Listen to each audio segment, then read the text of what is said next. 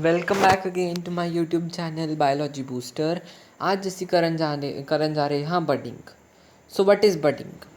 ਅਸੀਂ ਛੋਟੇ ਹੁੰਦੇ ਤੋਂ ਪੜ੍ਹਿਆ ਹੈ that in a budding daughter individual is formed from a small part or bud. ਅਸੀਂ ਨੂੰ ਥੋੜ੍ਹਾ ਜਿਹਾ ਜਸਟ ਇੱਕ ਬੇਸਿਕ ਦਾ 10th ਕਲਾਸ ਵਾਲਾ ਰਿਵਾਈਜ਼ ਕਰ ਰਹੇ ਹਾਂ। ਜਿਵੇਂ ਸਾਡੇ ਕੋਲ ਇੱਥੇ ਇੱਕ ਔਰਗੈਨਿਜ਼ਮ ਹੈ ਹਾਈਡਰਾ, ਠੀਕ ਹੈ। ਹਾਈਡਰਾ ਦੇ ਵਿੱਚ ਕੀ ਹੁੰਦਾ ਹੈ, ਹਾਈਡਰਾ ਜਦੋਂ ਥੋੜ੍ਹਾ ਜਿਹਾ ਆਪਣੇ ਆਪ ਨੂੰ ਮੈਚੋਰ ਕਰ ਲੈਂਦਾ ਹੈ ਉਸ ਦੇ ਉੱਤੇ ਬਰਡ ਦੀ ਫੋਰਮੇਸ਼ਨ ਹੁੰਦੀ ਹੈ। ਫਿਰ ਬਰਡ ਆਪਣੇ ਪੇਰੈਂਟਸ ਤੋਂ ਅਟੈਚ ਹੋ ਜਾਂਦਾ ਹੈ ਅਤੇ ਨਵਾਂ ਔਰਗੈਨਿਜ਼ਮ ਬਣ ਜਾਂਦਾ ਹੈ। ਇਹ ਹੈ ਬਡਿੰਗ ਦੀ ਐਗਜ਼ਾਮਪਲ। ਸੋ ਹੁਣ ਅਸੀਂ ਗੱਲ ਕਰਾਂਗੇ budding in yeast. So let's start budding in yeast. In yeast an outgrowth develop on side of the cell.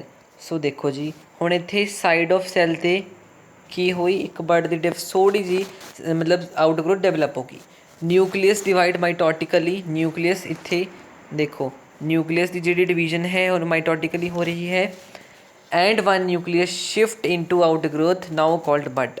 ਹੁਣ ਉਸ ਤੋਂ ਬਾਅਦ ਕੀ ਹੁੰਦਾ ਹੈ, ਜਿਹੜਾ ਇੱਕ ਨਿਊਕਲੀਅਸ ਹੈ ਉਹ ਸ਼ਿਫਟ ਕਰ ਦਿੰਦਾ ਹੈ, ਜਿਹਨੇ ਇੱਕ ਹੋਰ ਨਵੀਂ ਬਡ ਬਣਾ ਤੀ। ਇਸ it okay?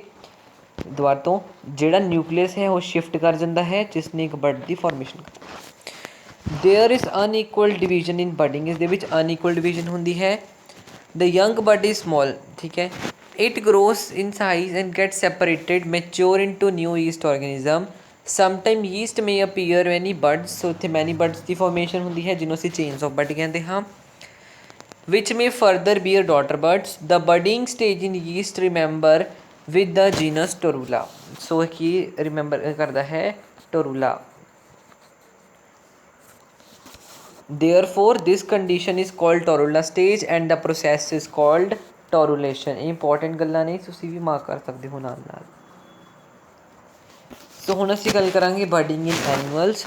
So let start budding in animals. So let's start budding in animals. Budding in animals is of two types. It is of two types. Okay. ਕਿਹੜੇ ਨੇ? ਇੱਕ ਤਾਂ exogenous ਹੁੰਦੇ ਹੈ। So let's start of exogenous.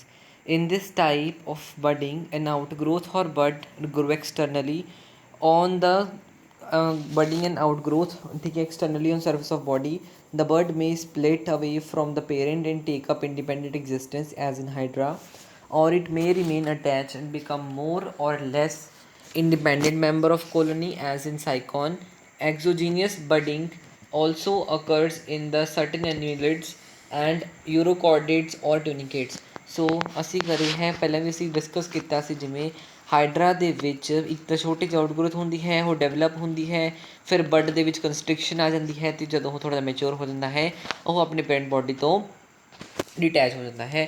So it is our exogenous. So exogenous ਕਿਸ ਦੇ ਵਿੱਚ ਹੁੰਦੀ ਹੈ? ਜਿਹੜੀ ਆਊਟਗਰੋਥ ਹੁੰਦੀ ਹੈ in budding. So let start up with next endogenous, that is internal budding. So endogenous or internal budding ਦੇ ਵਿੱਚ ਕੀ ਹੁੰਦਾ ਹੈ? In the fresh water sponges, example spongilla, and few marine sponges, birds are formed within the parent body. These are called gammules. ਸੋ ਦੇਖੋ, ਹੁਣ ਇਹ ਗੈਮਿਊਲਸ ਦਾ structure ਹੈ, ਠੀਕ ਹੈ। ਸੋ ਹੁਣ ਅਸੀਂ ਇੱਕ ਵਾਰ ਮੈਂ ਮਤਲਬ ਤੁਹਾਨੂੰ ਇੱਕ ਵਾਰ ਐਕਸਪਲੇਨ ਕਰਦਾ ਵਟ happens.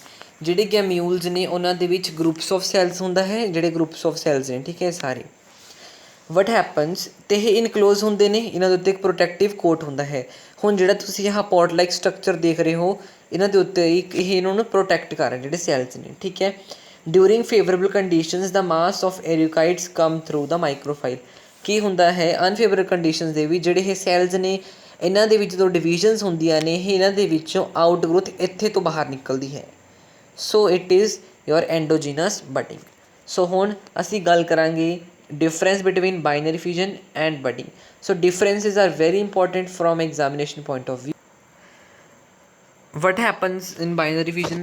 So just to read out कर लो, the parent body divide into two or equal, the parent body divide into two or equal halves, each half form a new individual, ठीक है जी।